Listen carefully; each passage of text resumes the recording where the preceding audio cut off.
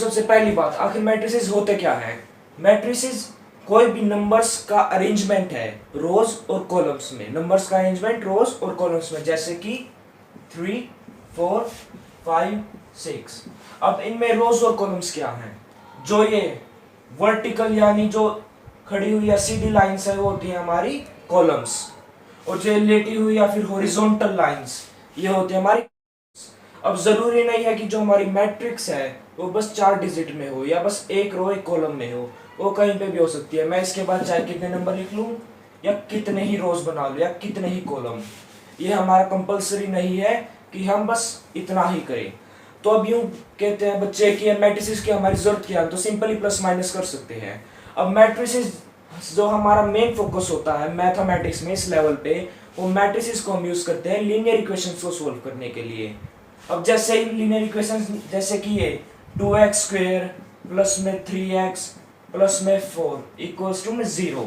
अब ये तो बहुत सिंपल है, आप इसे जब भी कर लोगे, हंड्रेड्स ऑफ मेथड्स हमारे पास ये करने के लिए, तो ये तो बहुत इजी है। अब कॉम्प्लेक्स वाली है, जैसे 2x square y square plus में 3x क्यूब y प्लस में 4xz सो ऑन।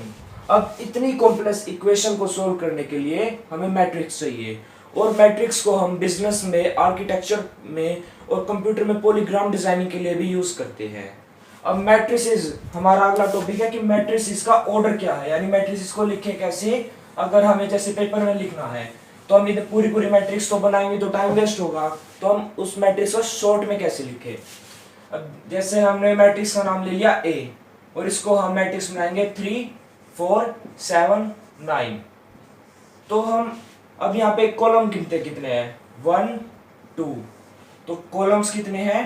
2। रोज कितनी है? 1, 2। तो हमारी रोज कितनी है? 2। अब कॉलम और रोज को लिखने के लिए हमारा फॉर्मेट होता है ए के नीचे I इंटू जे। यहाँ पे जो I होता है वो हमारा नंबर ऑफ रोज है, और जो J है वो हमारा नंबर ऑफ कॉलम्स है।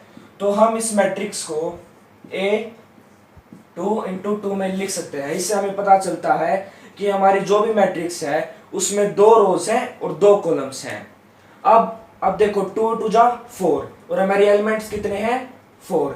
यानी हमें इससे यह पता चलता है कि अगर हम I और J को मल्टीप्लाई करें तो हमारा नंबर ऑफ एलिमेंट्स आ सकता है। अब ऑर्डर हो गया, तो अब हम आते हैं मैट्रिसेस की टाइप पे। पर उससे पहले पेपर में हमें यूं कहते हैं कि मैट्रिक्स बनाओ, तो मैट्रिक्स जैसे फर्स्ट फैक्टरी है, सेकंड फैक्टरी है और थर्ड फैक्टरी है। इसमें नंबर ऑफ मैन जो काम करते हैं वो मान लो फर्स्ट में है 35, सेकंड में है 46, थर्ड में है 92। जो नंबर ऑफ वुमेन है वो लगा लो आप 39, 48 और 72। अब इसको नंबर ऑफ मैन्स का हम एक कॉलम बना लेते हैं, 34, 46, 92। Number of women 39, 48, 72। अब इस मैट्रिक्स में आप देखो कि हमारे पास कितने रोज और कितने कॉलम हैं। हमारे पास रोज कितनी है? 1, 2 और 3। तो हमारे पास टोटल 3 रोज हैं और कॉलम्स 1, 2 कॉलम्स। तो हम इस मैट्रिक्स को नेम दे देते हैं A। तो अब A को कैसे लिखेंगे? 3 रोज यानी 3, 2 कॉलम्स, 3 इंटू 2। इससे हमें पता चलता है कि इस मैट्रिक्स में 3 रोज और 2 कॉलम्स हैं। अब हम आते हैं मैट्रिसेस की टाइप पे। अब मैट्रिसेस एक टाइप की तो होगी नहीं, इसमें बहुत सारे टाइप होंगे, तो हम बारी बारी सारे टाइप करेंगे। तो हमारा फर्स्ट टाइप होता है मैट्रिक्स का, वो होती है रो मैट्रिक्स। रो मैट्रिक्स, अब जैसे नाम से पता चल रहा है रो मैट्रिक्स है यानी इसमें बस रो होगी। अब रो क्या होती है? हमारी हॉरिजॉन्टल लाइन, यानी 3, 4, 5, ये एक रो मैट्रिक्स है। अब हमारी सेकंड आती है कॉलम मैट्रिक्स। इसमें भी बस एक ही कॉलम होगा, जैसे कि 7, 9, 12, ये हमारा बस एक ही कॉलम है, तो ये आती है कॉलम मैट्रिक्स। अब इसकी थर्ड टाइप है स्क्वायर मैट्रिक्स। अब स्क्वायर से जैसे हमें पता चलता है कि स्क्वायर में लेंथ और ब्रेड्थ इक्वल होती हैं, तो मैट्रिसेस में स्क्वायर का मतलब है कि मैट्रिसेस में उसका नंबर ऑफ रोज और नंबर ऑफ कॉलम्स इक्वल होंगे। जैसे कि अब हमारे थर्ड पे आते हैं स्क्वायर मैट्रिक्स। स्क्वायर मैट्रिक्स, अब इसमें मैंने एक मैट्रिक्स का नाम ले लिया ए। अब जो ए मैट्रिक्स है उसको हमें स्क्वायर करना है, यानी नंबर ऑफ रोज और नंबर ऑफ कॉलम्स इक्वल होने चाहिए। तो हमने दो रोज ले ली, 2 5 2 8, और हमारे कॉलम्स भी कितने हैं, 1 1 2, रोज कितनी है 1 2। तो हमारी इसमें रोज और कॉलम्स इक्वल है, मतलब ये स्क्वायर मैट्रिक्स है। अब स्क्वायर मैट्रिक्स को मैं इसे 2 into 2, अब इससे हमें पता चला जो स्क्वायर मैट्रिक्स है उसमें आई की वैल्यू जे के इक्वल होगी, यानी number of rows equals to number of columns. अब हमारी फोर्थ मैट्रिक्स टाइप हमारी डायगोनल मैट्रिक्स। डायगोनल मैट्रिक्स, अब डायगोनल मैट्रिक्स क्या है, डायगोनल है तो हमें पता है कि डायगोनल होगा। अब इसमें डिफरेंट क्या है कि हम डायगोनल में चाहे कुछ हो जाए, डायगोनल यानी स्लांट आपका डायगोनल, जैसे हमने मैट्रिक्स ले ली ए मैट्रिक्स 1 2 3 4 5 6 7 8 9, इसमें हमारा डायगोनल ये होता है। अब ये तो नॉर्मल मैट्रिक्स की तरह है, इसमें तो सब सेम है, पर डायगोनल मैट्रिक्स में थोड़ा सा बिल्कुल हल्का सा ट्विस्ट है। जो हमारी ये लाइन है इसके अलावा हमारे सभी एलिमेंट्स जीरो होंगे, 0 0 0 0 0 0। अब ये जरूरी नहीं है कि ऑर्डर क्या है, ऑर्डर चाहे कुछ हो, जैसे अब हमारा, अब मैं एक 2 into 2 का ऑर्डर लेता हूँ। अब हम स्क्वायर मैट्रिक्स लेंगे इसमें, क्योंकि स्क्वायर डायगोनल जो होता है वो बस एक स्क्वायर मैट्रिक्स में होता है। मान लो मैंने ये हटा दिया, एक रो हटा दी, इसमें एक कॉलम हटा दिया, इसमें 2 कॉलम हो गए और 3 रोज। अब इसमें डायगोनल्स तो बनेगा नहीं क्योंकि इक्वल लाइन तो है नहीं, ऊपर एक 0 है नीचे 3 0 है, इसलिए ये जरूरी है कि जो हमारा जो डायगोनल मैट्रिक्स में हमारी मैट्रिक्स एक स्क्वायर मैट्रिक्स हो, 0 0 9, तो हमारी याद ठीक है। अब इसको हम डायगोनल मैट्रिक्स को ऐसे भी कह सकते हैं कि डायगोनल मैट्रिक्स वो स्क्वायर मैट्रिक्स है जिसमें जो हमारे डायगोनल एलिमेंट्स हैं उनके अलावा सब एलिमेंट्स 0 हों। अब इसमें 2 into 2 में देखें तो 1 0 0 1 या 2 0 0 3, तो 2 0 या 0 3, तो इसमें हमारे डायगोनल के अलावा बाकी दोनों एलिमेंट 0 है, तो ये होगी एक डायगोनल मैट्रिक्स। अब हम जाते हैं अपनी अगली टाइप पे जो कि हमारी स्केलर मैट्रिक्स। फिफ्थ टाइप हमारी स्केलर मैट्रिक्स। स्केलर मैट्रिक्स, अब स्केलर मैट्रिक्स और डायगोनल मैट्रिक्स में बिल्कुल हल्का सा फर्क है। डायगोनल मैट्रिक्स में क्या होता था, हमारे डायगोनल के अलावा सब वैल्यू 0 होती थी। स्केलर मैट्रिक्स में जो हमारी डायगोनल एलिमेंट्स हैं वो इक्वल होंगे, जैसे मैंने √3 √3 √3, ये हमारा डायगोनल, बाकी सब 0। इसमें सभी एलिमेंट्स इक्वल होना कंपलसरी है। डायगोनल में ऐसा जरूरी नहीं है, उसमें अलग अलग हो सकते हैं, पर स्केलर मैट्रिक्स में तीनों एलिमेंट इक्वल होंगे और बाकी सब एलिमेंट्स 0। तो अब हम अगली टाइप पे जाते हैं, 6 टाइप। नंबर 6 जो कि हमारी है आइडेंटिटी मैट्रिक्स।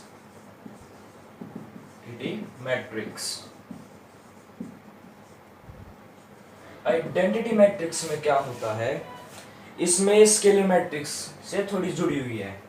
तो हमने एक मैट्रिक्स ली, उसमें इसमें क्या है, स्केलर मैट्रिक्स में सारे डायगोनल के सारे एलिमेंट्स इक्वल होने चाहिए थे, डायगोनल वाले।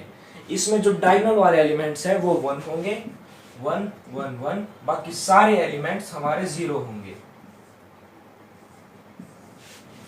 डायगोनल वाले एलिमेंट्स 1 है, बाकी सारे एलिमेंट्स 0 है, और एक किसी भी ऑर्डर में हो, चाहे किसी भी, पर एक स्क्वायर मैट्रिक्स होना इसका जरूरी है। स्क्वायर मैट्रिक्स में या किसी भी ऑर्डर में हो, 2 into 2 3 into 3 4 into 4, इन तीनों में अगर हमारी ये डायगोनल है, ये 1 है और बाकी सब एलिमेंट 0 हैं, तो ये हमारी एक आइडेंटिटी मैट्रिक्स हो जाएगी। जीरो मैट्रिक्स, नाम से पता चल रहा है जीरो मैट्रिक्स है, इसमें बहुत सारे जीरोस तो होंगे ही। तो हमारी नंबर 7th है जीरो मैट्रिक्स। Zero matrix. अब जीरो मैट्रिक्स में क्या होता है, जीरो मैट्रिक्स के सारे एलिमेंट जीरो हो जाते हैं, zero zero zero zero. Zero matrix से सारे एलिमेंट हमारे जीरो हो सकते हैं। हम जीरो मैट्रिक्स को ओ से भी डिनोट कर सकते हैं, और आइडेंटिटी मैट्रिक्स को, जिससे पहले वाली थी आइडेंटिटी मैट्रिक्स जिसमें डायगोनल 1 थे और बाकी सब एलिमेंट जीरो, उसे हम आई से भी डिनोट करते हैं। तो अब हमारा अगला टॉपिक है इक्वालिटी ऑफ मैट्रिक्स। क्या है इक्वालिटी ऑफ मैट्रिक्स। अब मैट्रिक्स इक्वल कब होंगी, मैट्रिक्स इक्वल जब होंगी जब दोनों मैट्रिक्स सेम ऑर्डर की हो और दोनों मैट्रिक्स के हर एक एलिमेंट उसी जगह पे हो। जैसे मैंने एक मैट्रिक्स ली 2 3 0 1 और दूसरी भी है हमें 2 3 0 1, और अगला पार्ट, ये पार्ट 1 ये पार्ट 2, इसमें हमने ले लिया 5 4 3 2 और इस साइड 3 2 5 4। अब देखो 2 के 2 2 3 3 0 0 1 1 और दोनों 2 इंटू 2 2 इंटू 2 की स्क्वायर मैट्रिक्स है, ये दोनों बिल्कुल इक्वल है, बिल्कुल। अब तो ये हमारी इक्वल मैट्रिक्स है, ठीक है। अब यहाँ पे 5 यहाँ पे 3, हालांकि एलिमेंट सेम है पर उनकी जगह अलग अलग है, तो ये हमारी इक्वल मैट्रिक्स नहीं है।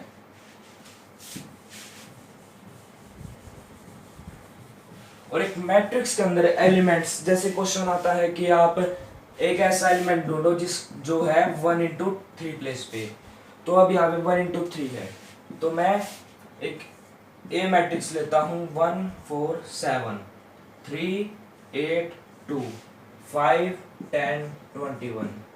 जो इसमें फर्स्ट रो में ये जो एलिमेंट है ये फर्स्ट रो और फर्स्ट कॉलम में है, तो इसको डिनोट करेंगे A1 इंटू 1, यानी फर्स्ट रो और फर्स्ट कॉलम।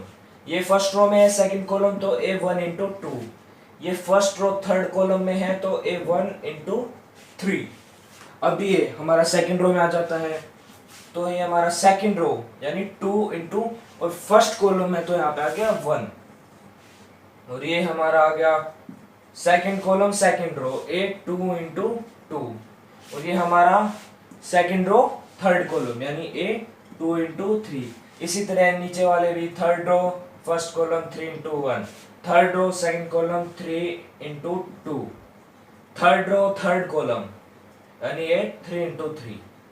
अब आप देखो A1 into 1, A2 into 2, A3 into 3। अब ये तीनों डायगोनल बनाते हैं, यानी अगर I और J के उसके सेम हो तो वो डायगोनल बनाएंगे। अब ये भी ए मैट्रिक्स है, यहाँ पे भी कैपिटल ए है, यहाँ पे भी कैपिटल ए है, मतलब अगर हम ऐसा करेंगे तो ये 1 इंटू 1 हमें लगेगा कि मैट्रिक्स का ऑर्डर 1 इंटू 1 है, तो हमें यहाँ पे कैपिटल ए नहीं लेना, हमें यहाँ पे स्मॉल ए लेना है। स्मॉल ए रिप्रेजेंट करता है एलिमेंट्स को और कैपिटल लेटर रिप्रेजेंट करता है मैट्रिक्स को। फिर से स्मॉल लेटर एलिमेंट्स को, कैपिटल लेटर मैट्रिक्स को। तो अब हम अपनी फर्स्ट एक्सरसाइज यानी एक्सरसाइज 3.1 पे कंसंट्रेट करते हैं। एक्सरसाइज 3.1। तो हमारी एक्सरसाइज 3.1 में जो हमारा फर्स्ट क्वेश्चन है उसमें मैट्रिक्स है 2 35 रूट 3 5 -2 1 19 5/2 -5 -7 12 17। तो इसमें पहले हम देखेंगे कॉलम्स कितने हैं। 1 first column, second column, third column, fourth column. तो हमारे इसमें कॉलम्स कितने हैं 4। अब इसमें रोज कितने देखते हैं 1 सेकंड रो थर्ड रो, तो हमें रोज कितनी है 3rd। और इस मैट्रिक्स को हम नाम दे देते हैं A। तो अब A को हम कैसे लिख सकते हैं, A को हम 3 इंटू 4 में लिख सकते हैं। तो अब हमारा ये है फर्स्ट क्वेश्चन। इसका फर्स्ट पार्ट हमें क्या कहता है कि हमें मैट्रिक्स का ऑर्डर निकालना है। ऑर्डर मैंने बताया था कि मैट्रिक्स को ऐसे सिंबलाइज करना उसका ऑर्डर होता है। तो हमारा फर्स्ट पार्ट तो ऑलरेडी हो गया। तो सबसे पहले हमें नंबर ऑफ रोज कॉलम्स लिख के उसका ऑर्डर निकालना मैट्रिक्स का जरूरी है। तो हमारा फर्स्ट पार्ट हो गया। सेकंड पार्ट है हमारा कि नंबर ऑफ एलिमेंट्स कितने हैं। अब नंबर ऑफ एलिमेंट्स का मैंने आपको एक ट्रिक बताई थी कि जो यहाँ पे I और J हैं उनको आप अगर मल्टीप्लाई करोगे तो हमारा नंबर ऑफ एलिमेंट्स आ जाएगा। तो 3 इंटू 4, 4 3 जा 12। और अब यहाँ पे गिनते हैं हमारे कितने हैं, 1 2 3 4 5 6 7 8 9 10 11 12 सेम है। तो हमारा सेकंड पार्ट भी हो गया। हमारा थर्ड पार्ट है, हमें एलिमेंट्स निकालने इनमें से। तो एलिमेंट्स, हमारा फर्स्ट एलिमेंट निकालना है हमें a1 इंटू 3 का। a1 3, यहाँ पे हमें मल्टीप्लाई का साइन लगाना जरूरी नहीं होता। तो a1 इंटू 3, इसमें मतलब 1 यानी फर्स्ट रो ये है, 3 ये कॉलम नंबर होगा, थर्ड कॉलम। तो फर्स्ट रो के थर्ड कॉलम वाला एलिमेंट, ये first row, first column, second column, third column. तो हमारा 19 इसका आंसर है। सेकंड है हमारा, अगला एलिमेंट निकालना हमें a21। तो 21 सेकंड रो का फर्स्ट कॉलम यानी 35। तो ऐसे हमें, बाकी आप खुद कर लो। तो हमारा अब सेकंड क्वेश्चन आता है। अब हम अगले क्वेश्चन पे चलते हैं, हमारा जो कि हमारा क्वेश्चन नंबर 2 है। तो क्वेश्चन नंबर 2 है कि अगर एक मैट्रिक्स में 24 एलिमेंट्स आते हैं तो उस मैट्रिक्स का ऑर्डर क्या होगा। अब हमें तो पता नहीं, क्योंकि बहुत सारे नंबर को मल्टीप्लाई करें तो 24 आते हैं। तो सबसे पहले हमें यहाँ पे लिखो 1, तो 1 को किससे मल्टीप्लाई करेगी 24 आए, 24 से। अब इसका ये अपोजिट कोमा a24 इंटू में 1, इनका अपोजिट करने पे मैट्रिक्स का ऑर्डर चेंज होगा। तो ये दोनों अलग अलग मैट्रिक्स हैं। यहाँ पे एक रो है और 24 कॉलम है, यहाँ पे 24 रो है और बस एक कॉलम है, तो हमारा मैट्रिक्स चेंज होगा। नेक्स्ट 12 2 जा 24, यानी a12 इंटू 2, a2 इंटू। अब अगला है 3 टेबल। 3 टेबल में किस पे आता है, 8 पे आता है हमारा। तो a3 8 जा 3 इंटू 8। अब इसका अपोजिट a8 इंटू 3। अब 4 की टेबल में 6 पे, तो हमारा 6 पे 4 6 जा 4 इंटू 6 कोमा a6 इंटू में 4। ठीक है।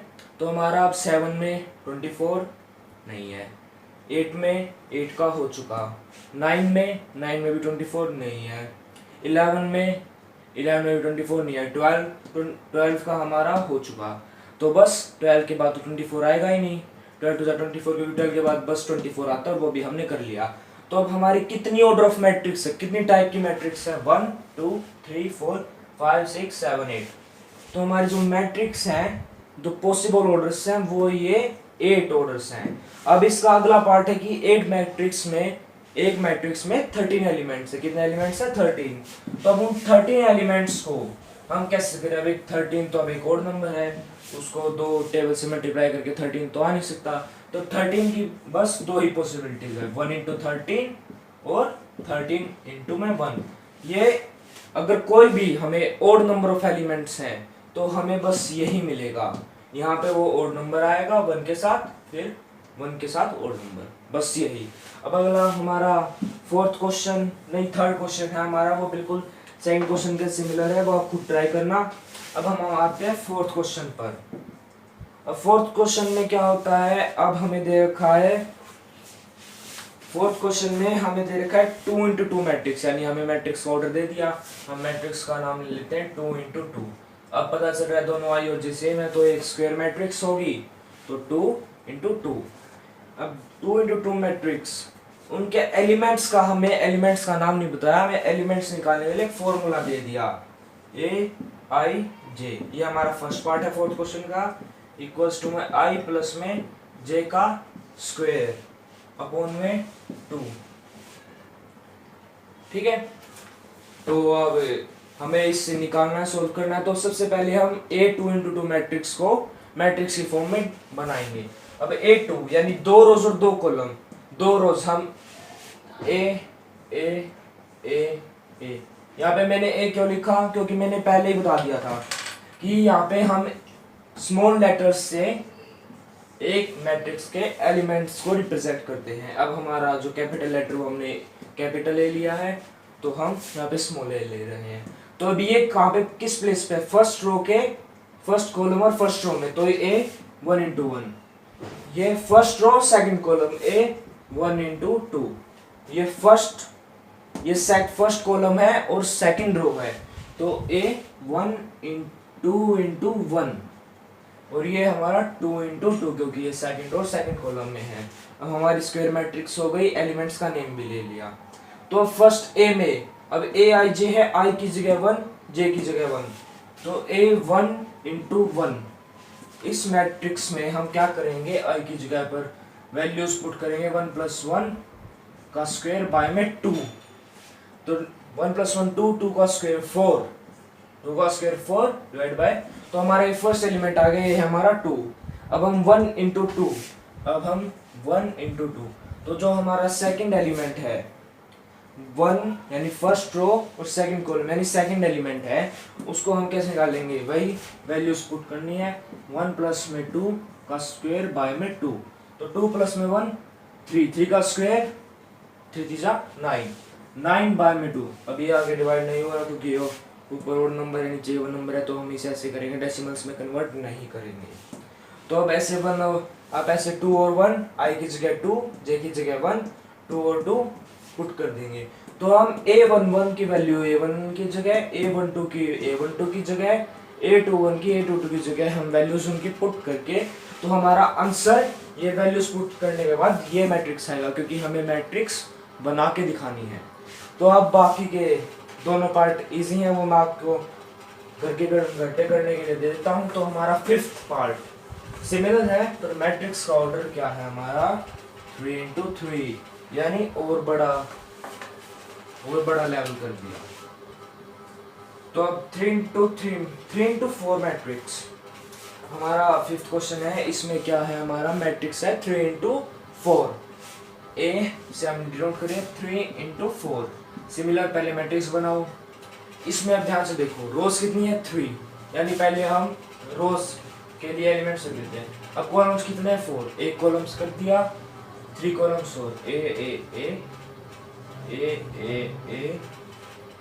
ए ए ए देखो है 3 रोज और 4 कॉलम्स 1 2 3 4। अब इनको नेमिंग करो, first row first column 1 × 1, first row second column 1 × 2, first row third column 1 × 3, first row fourth column 1 × 4। अब second row first column 2 × 1, second row second column 2 × 2, second row third column 2 × 3, second row fourth column 2 × 4, second row नहीं third row पे, अब third row first column 3 × 1, third row second column 3 × 2, third row third column 3 × 3, third row fourth column 3 × 4। अब आप यहाँ पे कहोगे कि यहाँ पे 1 × 1 है, 2 × 2 और 3 × 3 है, तो ये स्क्वायर मैट्रिक्स क्यों नहीं है, क्योंकि यहाँ पे ये एक एक्स्ट्रा है। अगर हम इसे जो फोर्थ कॉलम है उसे यहाँ से इस मैट्रिक्स से हटा देंगे तो एक स्क्वायर मैट्रिक्स हो जाएगी, पर ये अभी एक प्रॉपर डायगोनल कट नहीं बना रही, तो हम इसे स्क्वायर मैट्रिक्स में नहीं लेंगे। तो हमारा फर्स्ट पार्ट में हमारा जो वैल्यू दे रखी है ए आई जे, यहाँ पे आई रोज जे और कॉलम्स, तो ए आई जे इसमें यहाँ पे है 1/2 मोड -3 प्लस में जे। अब ये जो स्लैसेस हैं इन्हें हम मोड कहते हैं। मोड का काम क्या होता है, मोड का काम होता है जो अंदर अगर प्लस हो या माइनस हो, या चाहे प्लस हो या माइनस हो, वो रिजल्ट हमें प्लस में ही देता है। चाहे अंदर प्लस हो माइनस हो फ्रैक्शन में हो कैसे भी हो, हमारा रिजल्ट हमेशा प्लस में आएगा। तो अब इससे तो हमें पता चल गया कि इस मैट्रिक्स का हर एक एलिमेंट एक पॉजिटिव एलिमेंट होएगा, उसके सामने नेगेटिव एलिमेंट्स नहीं आएंगे। तो ये भी पहले वाले क्वेश्चन की तरह 1 × 1 आई की जगह 1 जे की जगह 1 पुट करके निकालो, 1 × 2 आई की जगह 2 जे की जगह 2। जो यहाँ पे एलिमेंट्स है उनको यहाँ पे पुट करके आप इस मैट्रिक्स को सोल्व कर सकते हो, और इससे अगला भी आप सोल्व कर सकते हो। तो अब हमारा आता है सिक्स्थ एलिमेंट, सिक्स्थ क्वेश्चन में हमें क्या है, सिक्स्थ क्वेश्चन में हमारे पास क्या है, सिक्स्थ क्वेश्चन में हमें क्या कहा गया है कि हमें x और y यानी वेरिएबल्स की वैल्यू निकालनी है मैट्रिक्स के जरिए। तो सिक्स्थ क्वेश्चन का मैं आपको 2 पार्ट्स करवाऊंगा, थर्ड पार्ट आपको खुद करना है। फर्स्ट पार्ट है हमारा 4x 3 5 और ये किसके इक्वल है, y z 1 5। अब ये y0 1 5 के इक्वल है। अब ये इक्वल है, तो इक्वालिटी ऑफ मैट्रिक्स में मैंने आपको क्या बताया था कि इक्वल दो मैट्रिक्स इक्वल जब होती हैं जब उनका ऑर्डर सेम हो और उनके हर एक एलिमेंट का प्लेस और जगह सेम हो और एलिमेंट भी सेम हो। तो अब ऑर्डर 2 कॉलम 2 रोज सेम है, यहाँ पे 2 कॉलम 2 रोज सेम है, तो 4 y के इक्वल होना चाहिए। तो यहाँ से हमें पता चलता है कि y किसके इक्वल है 4। 3 z के इक्वल, ये z है, 2 नहीं है, z है, तो हमारा 3 किसके इक्वल होना चाहिए z के। अगर ये इक्वालिटी को फॉलो कर रहे हैं, हमें दे रखा है कि ये इक्वल है x 1 के, तो हमारा फर्स्ट तो बहुत इजी था, फर्स्ट पार्ट आप भी कहेंगे मैंने तो फर्स्ट पार्ट सॉल्व कर दिया, आपको प्लस माइनस आपके पास हो जाए। तो मैं आपके लिए थर्ड पार्ट जो थोड़ा सा इसके कंपैरिजन में मुश्किल है वो करके दिखाता हूँ। थर्ड पार्ट में हमने क्या देखा है x plus y plus z. X plus first element हमारा x plus y plus z, second element है x plus z, third element है y प्लस जेड। ये हमें किसके इक्वल है, ये इक्वल है 9 5 7 9 5 7। तो 9 5 और 7 के ये दोनों इक्वल हैं, तो यहाँ पे फर्स्ट ये इसके equal x plus y plus में z इक्वल्स टू में 9, तो x प्लस में z इक्वल्स टू में 5 और y प्लस में z इक्वल्स टू में 7। अब हमें x प्लस z और y प्लस z हमें की वैल्यूज दे रखी है। अब आप या तो x प्लस z की वैल्यू यहाँ पे पुट करके y प्लस में 5 9 के इक्वल, या y प्लस z को यहाँ पे पुट करके x प्लस में 7 9 के इक्वल। मैं x प्लस z को पुट कर रहा हूँ, आप चाहे तो y प्लस z को भी कर सकते हैं। तो यहाँ पे x और z की जगह मैं 7 करूँगा, यानी y प्लस में 7 इक्वल्स टू में 9, y प्लस में 7 इक्वल्स टू में 9। अब ये 7 यहाँ पे प्लस है तो इक्वल टू के उस सेट जाके माइनस में हो जाएगा, जो कि हमारा एक बेसिक रूल है। तो y इक्वल्स टू में 9 माइनस 7, अब 9 में 7 को माइनस करेंगे हमारा 2, तो y आ गया हमारा 2। अब y की वैल्यू 2 है, यहाँ पे इन दोनों में इक्वेशन में y कहाँ है यहाँ पर, तो हम y की वैल्यू यहाँ पे रखेंगे 2 प्लस में z इक्वल्स टू में 7, तो 2 वहाँ पे जाके माइनस में हो जाएगा और 7 में से 2 गए तो हमारी z की वैल्यू आती है 5। तो अब z की इक्वेशन यहाँ पे है, x की वैल्यू निकालने के लिए तो यहाँ पे पुट करेंगे x प्लस में 5 इक्वल्स टू में 5। अब दोनों सेम साइन के हैं, ये साइन वहाँ पे जाके माइनस हो जाएगा, तो दोनों अपोजिट साइन को अगर हम प्लस करेंगे तो वो आपस में एक दूसरे को काट देंगे। तो x इक्वल्स टू में 5 माइनस 5, इसने इसको मार दिया और ये आ गया 0। तो अब हमें अपनी मैट्रिक्स, हमें इसमें कहा है x plus y plus z की, यानी x y और z, खाली x y और z की वैल्यूज निकालो। पर कई बार ये आता है कि इस मैट्रिक्स को बताओ, तो हम सिंपली क्या करेंगे, x की वैल्यू हमारे पास है, z की वैल्यू हमारे पास है और y की वैल्यू हम निकाल चुके हैं जो कि हमारी 2, तो हम सिंपली इनको प्लस कर देंगे और इक्वल है तो सिंपली हमें पता ही है कि वो हमें ऑलरेडी पता है कि अभी इक्वल है, तो इनकी वैल्यू 9 5 और 7 आनी जरूरी है। तो हमारा 6th क्वेश्चन भी हो गया, 6th क्वेश्चन का सेकंड पार्ट आप खुद ट्राई करके देखें, बहुत इजी है। तो अब हम चलते हैं अपना 7th क्वेश्चन पर। 7th क्वेश्चन भी 6th क्वेश्चन की तरह है, बिल्कुल सेम, फिर मैं आपको करके दिखा देता हूँ। हमारा फर्स्ट एलिमेंट है minus B, 2a minus B, 2a plus C, 3c plus D. अब ये किसके इक्वल है, ये इक्वल है -1 0 5 13। तो जो हमारा a माइनस जी यानी फर्स्ट एलिमेंट यहाँ के फर्स्ट एलिमेंट के इक्वल होगा, क्योंकि ये इक्वालिटी रूल को फॉलो करेगा, क्योंकि हमें दे रखा है कि इक्वल है। तो a minus b equals to में -1, फिर 2a minus b equals to में कितना आना चाहिए, 0 है, 0 इक्वल्स टू में 0, यानी 2a minus b equals to में 0। अब यहाँ पे 2a plus C equals to में 5, 2a plus c equals to में 5। अब यहाँ पे 3c plus d equals to में 30। अब यहाँ पे ए और बी सेम है, तो हम सिंपली से इनमें एलिमिनेशन मेथड जो हमने पिछली क्लासेस में हमने सीखा था, हम इनमें एलिमिनेशन मेथड अप्लाई कर देंगे। यहाँ पे बी की वैल्यू सेम है, तो हम डायरेक्टली एलिमिनेशन मेथड करके इस इक्वेशन में से इस इक्वेशन को माइनस करेंगे। तो माइनस कर रहे हैं तो ऑब्वियसली साइन चेंज होगा ही, तो यहाँ पे प्लस 2a था वो माइनस 2a हो जाएगा, यहाँ पे माइनस भी था वो प्लस भी हो जाएगा, और जीरो का आगे कोई भी साइन लगा लो वो जीरो ही रहेगा।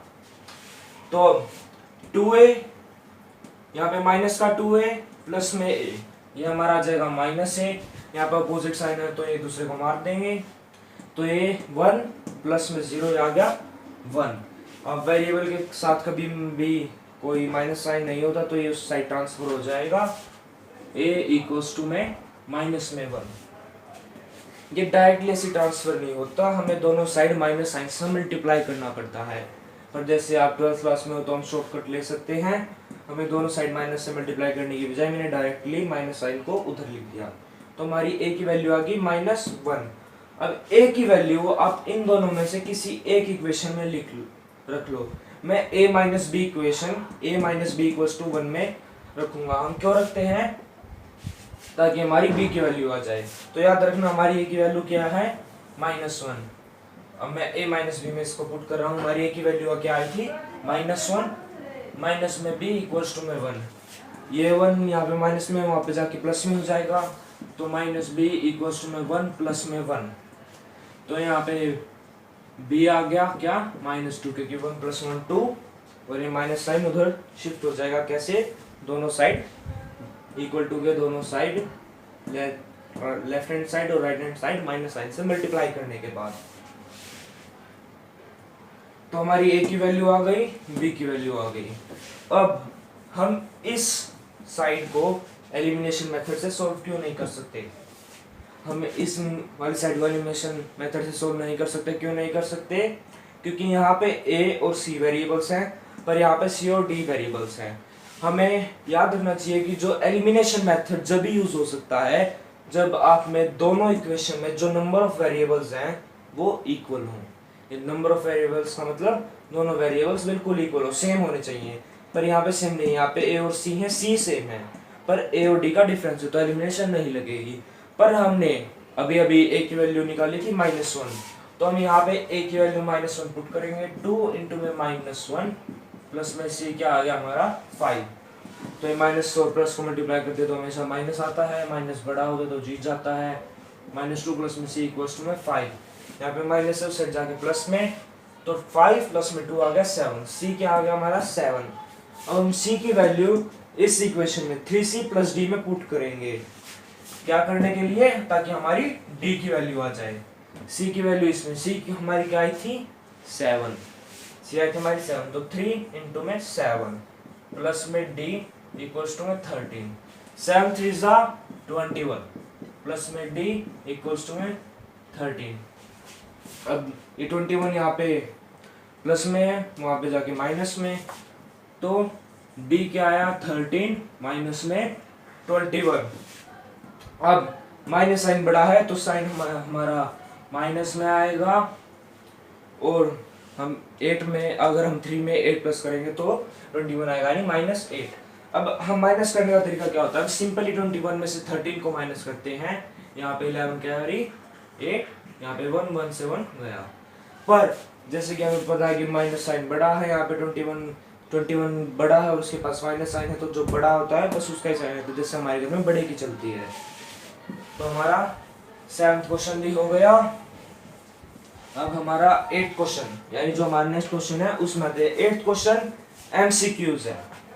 तो MCQ में जो हमारी मैट्रिक्स है वो क्या है? A। हमने कोई भी ये मैट्रिक्स, हमें नहीं पता कि वो मैट्रिक्स क्या है, बस उसका हमें नेम दे रखा है।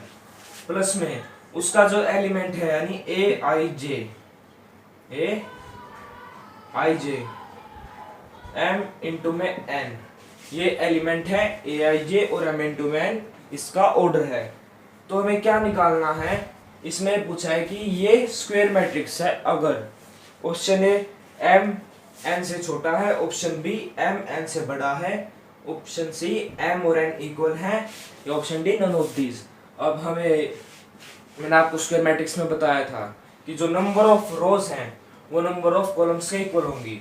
तो हमारा क्या है ऑप्शन, करेक्ट ऑप्शन क्या ऑप्शन सी, यानी m इक्वल्स टू में n। ये तो वन वर्ड था। ऐसे अब हमारे बोर्ड में ऐसे 20 क्वेश्चंस आते हैं 1 मार्क्स के, तो ये एमसीक्यूज की प्रैक्टिस करना कंपलसरी है, बहुत ज़रूरी है, क्योंकि वो बड़े क्वेश्चन तो हो जाते हैं पर 1 मार्क्स में नंबर कट जाते हैं। हमारा 9th क्वेश्चन, अगला क्वेश्चन वो भी एमसीक्यू है। तो 9th क्वेश्चन में क्या है कि हमें x और y की वैल्यू निकालनी है। तो हमारी मैट्रिक्स है 3x + 7 y + 1 5 2 माइनस में 3x। अब ये बहुत ही इंटरेस्टिंग क्वेश्चन है, आपको इसमें ट्विस्ट पता चलेगा। ये इक्वल है किसके, 0 8 y - 2 4। अब ये दोनों इक्वल कब होंगी, जब इनके एलिमेंट्स इक्वल होंगे। ये इसके इक्वल, ये इसके इक्वल, ये इसके और ये इसके। तो 3x + 7 क्या, 3x + 7 किसके इक्वल होना चाहिए, 0 के इक्वल। तो 3x क्या आ गया -7, x क्या आ गया -7 बाय में 3। अब x हमारे किसी भी ऑप्शन में x की वैल्यू -7 बाय में 3 नहीं है। तो अगर आपके साथ ऐसा कभी होता है तो आप फिर से रीचेक करें कि हमारा ठीक है या नहीं। अब मैंने तो बिल्कुल ठीक लिखा है, मतलब क्वेश्चन में कोई प्रॉब्लम है। फिर नॉट पॉसिबल टू फाइंड, जो हमारा बी ऑप्शन है वो है नॉट पॉसिबल टू फाइंड। हमारा बी ऑप्शन ये करेक्ट है, पर अब ये कैसा है कि नॉट पॉसिबल टू फाइंड, हमारी एक्स की वैल्यूज तो आ रही हैं। तो हम क्या करेंगे, हम वाई, आप तो direct not possible to find कर दोगे, पर कई बार क्वेश्चन में एक्सप्लेनेशन भी मांग लेते हैं कि कैसे पता चला कि नॉट पॉसिबल टू फाइंड आया। तो हम इसकी में वाई की वैल्यू भी निकालेंगे। तो y यहाँ से y + 1 किसके इक्वल होगा, 8 के इक्वल। y + 1 इक्वल्स टू में 8। तो यहाँ पे +1 था उस साइड जाके -1, तो y आ गया 7। अब यहाँ पे जो y - 2 है वो किसके इक्वल होना चाहिए, 5 के। y - 2 इक्वल्स टू में 5, y इक्वल्स टू में 7। y की तो दोनों वैल्यू सेम आ गई, तो हमारा बस ये 2 - 3x बचता है। अब इस 2 - 3x को भी निकाल के देख लेते हैं, क्या पता हमारा सॉल्यूशन आ जाए। तो अब हमारा लास्ट जो होप है इस सॉल्यूशन को करने की वो है 2 - 3x। ये है किसके इक्वल, 4 के इक्वल। तो 2 - 3x इक्वल्स टू में 4, यहाँ पे 2 प्लस में और सेट जाके माइनस में, -3x इक्वल्स टू 4 -2 क्या था हमारा 2, 4 - 2 2। तो ये वहां पे जाके यहाँ पे मल्टीप्लाई में, वहां पे जाके डिवाइड, 2 बाय में -3, माइनस साइन ऊपर, x इक्वल्स टू में -2 बाय में 3। पर हमारा x की वैल्यू तो ऐसे 2 आ गई, क्योंकि पिछली बार हमारा -7 बाय में 3 आ गया था x। पर हमें पता है कि एक मैट्रिक्स में x की 2 वैल्यू पॉसिबल है ही नहीं, क्योंकि x की तो एक ही वैल्यू आएगी। मतलब अगर आपका कभी भी ऐसा क्वेश्चन आए कि x और y की वैल्यू निकालनी है और उसमें x या फिर y की 2 वैल्यूज आ जाएं, तो उसका डायरेक्ट आंसर होगा नॉट पॉसिबल टू फाइंड। अब हम अपनी एक्सरसाइज के लास्ट क्वेश्चन पे चलते हैं, जो कि है क्वेश्चन नंबर 10। क्वेश्चन नंबर 10, इसमें कहा है कि हमें एक मैट्रिक्स ऑर्डर देखा, मैट्रिक्स ऑर्डर 3 × 3। तो हमें इस मैट्रिक्स में पॉसिबल कितनी मैट्रिक्स हो सकती हैं कि उस मैट्रिक्स में हर एक एंट्री 0 या फिर 1 हो। तो number of all possible matrix of order 3 × 3 in which entry 0 और 1। तो इसमें हमारा परम्यूटेशन कॉम्बिनेशन लगेगा। अब 3 × 3 मैट्रिक्सेस हैं, यानी A1 × 1, A2 × 1, A3 × 1 square matrix है। तो 3 कॉलम और 3 रोज, A1 × 2, A2 × 1,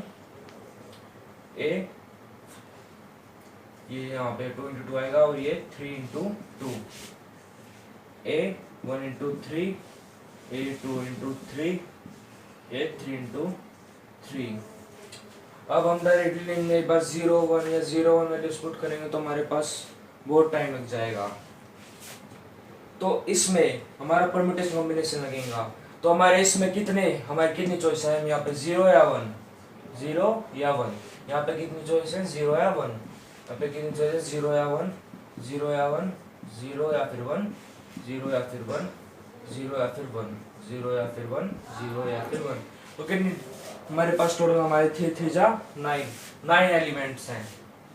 तो हर एक एलिमेंट या 0 होगा या 1 होगा। तो 9 इंटू में 2, 9 2 जा 18। डायरेक्ट पता चल गया कि हमारे 18 चॉइसेस हैं, यानी 18 पॉसिबल मैट्रिसेस हैं जो हम इस 3 into 3 ऑर्डर में 0 या 1 से हम बना सकते हैं। तो हमारा जो ऑप्शंस में जो हमारा आंसर है वो है बी 18 हमारा करेक्ट आंसर है। बाकी का हम एक्सरसाइज और पूरा चैप्टर अगले पार्ट में डिस्कस करेंगे। Thank you.